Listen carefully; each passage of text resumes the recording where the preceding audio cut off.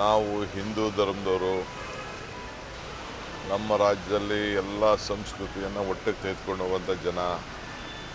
ಧಾರ್ಮಿಕ ದತ್ತಿ ಇಲಾಖೆನೇ ಇಟ್ಕೊಂಡಿದ್ದೀವಿ ನಾವು.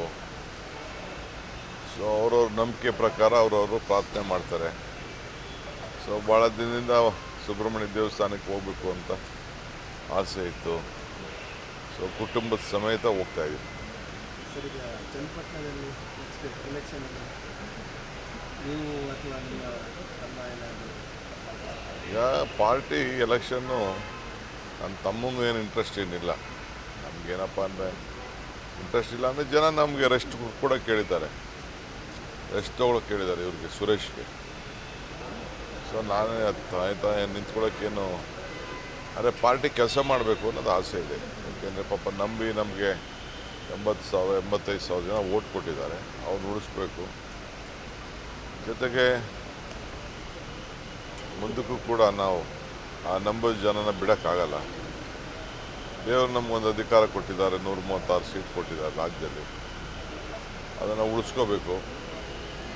ಈಗ ಜನಕ್ಕೆ ಏನಾದ್ರು ಅಲ್ಲಿ ಒಂದು ಏನೂ ಆಗಿಲ್ಲ, ಅಲ್ಲಿ ಎಲ್ಲ ದೊಡ್ಡ ಎಲ್ಲ ಅಧಿಕಾರಿ ಎಲ್ಲ ಅನುಭವಿಸಿದ್ರಲ್ಲ, ಬಟ್ ಅವ್ರಿಗೇನು ಆಗಿಲ್ಲ ಅನ್ನೋದು ಜನಕ್ಕೊಂದು ಭಾವನೆ ಇದೆ. ಅದಕ್ಕೆ ನಾವೇನಾದ್ರು ಒಂದು ಅಷ್ಟೋ ಇಷ್ಟು ಹಳ್ಳ ಸೇವೆ ಮಾಡೋಣ ಅಂತೇಳಿ ಹಿಂದೇನೂ ಒಂದಷ್ಟು ಮಾಡಿದ್ದೀವಿ. ಹಿಂದೆ ನಾವು ಮಂತ್ರಿಯಾಗಿದ್ದಾಗೆಲ್ಲ ನಾವು ಮಾಡಿದ್ದೀವಿ, ಒಂದು ಭಾಗ ಕೂಡ ನಂಗೆ ಸೇರಿತ್ತು. ಸೊ ಒಂದು ರೈಟ್ ಟೈಮ್ ಸಣ್ಣ ಪಣ್ಣ ಸಹಾಯ ಮಾಡೋಣ ಬಡವರಿಗೆ. ಸರಿ, ಕುಮಾರಸ್ವಾಮಿ ಅವರು ಚನ್ನಪಟ್ಟಣಕ್ಕೆ ಏನು ಮಾಡಿದವರು ಈಗ ಬಂದು ಬರ್ತಾ ಇದ್ದಾರೆ ಅಂತ ಈಗ ಚನ್ನಪಟ್ಟಣಕ್ಕೆ ಏನು ಮಾಡಿಲ್ಲ ಅಂತ ಅವ್ರಿಗೇನು ಗೊತ್ತು. ಅವರು ಚನ್ನಪಟ್ಟಣ ನೋಡೋಕ್ಕಿಂತ ಮುಂಚಿತವಾಗಿ ನಾನು ಚನ್ನಪಟ್ಟಣ ನೋಡಿದ್ದೀನಿ. ಅವರು ಭಾಳ ಲೇಟಾಗಿ ರಾಜಕಾರಣಕ್ಕೆ ಬಂದವರು. ನನ್ನ ರಾಜಕಾರಣ ಶುರುವಾದ 10 ವರ್ಷದ ಮೇಲೆ, ನಾನು 85ಕ್ಕೆ ಅಸೆಂಬ್ಲಿ ಅವ್ರ ತಂದೆ ಮೇಲೆ ನಿಂತವ್ ನಾನು. ಅವರು 95 96 ಬಂದು ಪಾರ್ಲಿಮೆಂಟ್ ನಿಂತವರು. ನನ್ನ 10 ಇಯರ್ಸ್ ಮುಂಚಿತವಾಗಿ ನನಗೆ ಆ ಭಾಗ ಚನ್ನಪಟ್ಟಣ ಎಲ್ಲ ಗೊತ್ತು. ನಾನು ಆ ಜಿಲ್ಲೆಯವ. ನಾನು ಈಗ